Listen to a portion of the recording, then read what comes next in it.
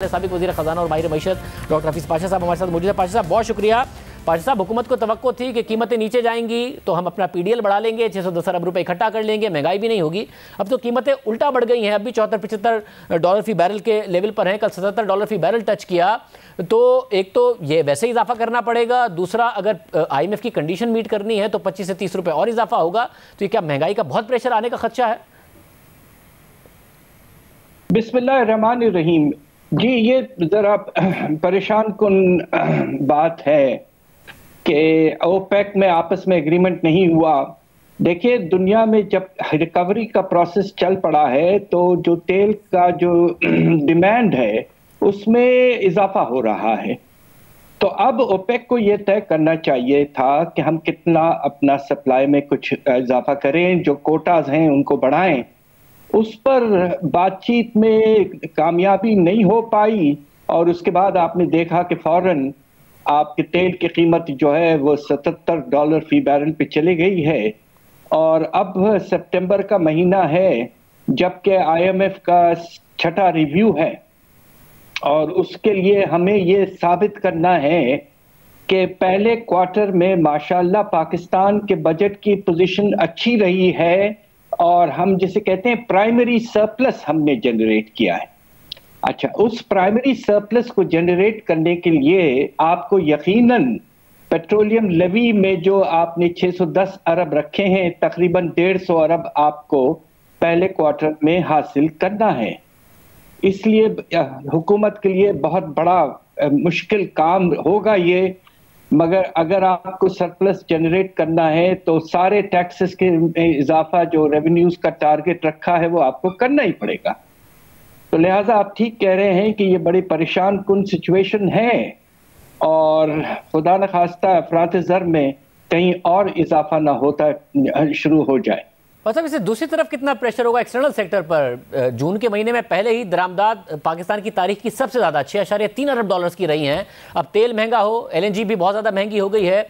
हुकूमत कहती है गंदम की बम्पर क्रॉप हुई है, मगर दरामद करने जा रहे हैं। कहते हैं कि गन्ने की दूसरी बम्पर क्रॉप हुई है, मगर दरामद करने जा रहे हैं। तो पाकिस्तान का इम्पोर्ट बिल कितना बड़ा होगा और करंट अकाउंट डेफिसिट के क्या दोबारा खतरात आपको मंडलाते नजर आ रहे हैं?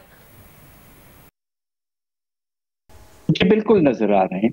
और जो $6.3 अरब के लगभग आपकी इंपोर्ट हुई जून के महीने में, वो तारीख का सबसे बड़ा इंपोर्ट लेवल है और उससे भी ज्यादा है। जबकि 2017 में 18 में आपको याद होगा हमारा करंट अकाउंट तकरीबन $20 अरब तक चले गया था। उस वक्त आपकी इंपोर्ट के लेवल 5.5 और 6 के बीच में थी।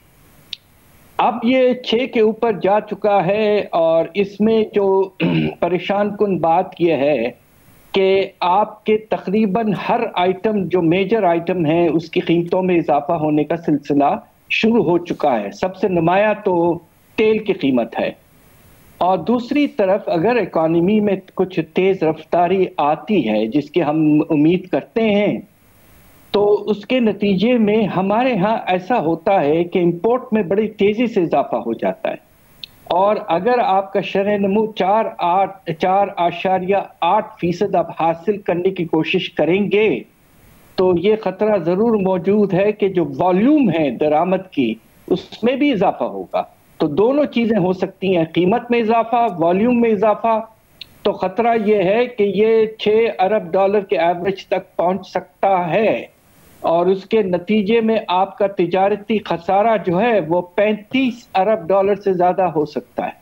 तो ये वाकई परेशान कुन बात जरूर है।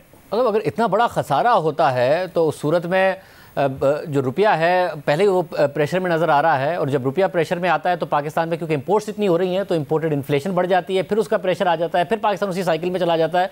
तो जो हुकूमत कहती है सस्टेनेबल ग्रोथ की तरफ हम जा रहे हैं, आपको प्रेशर्स दिख रहे हैं जो कि बहुत ज़्यादा इन्फ्लेशनरी भी हो सकते हैं आगे जाके दोबारा? मुझे इसकी भी परेशानी कुछ जरूर है। देखिए, रुपए जो है वो आहिस्ता आहिस्ता गिर गिर के अब 159 के नीचे जा चुका है।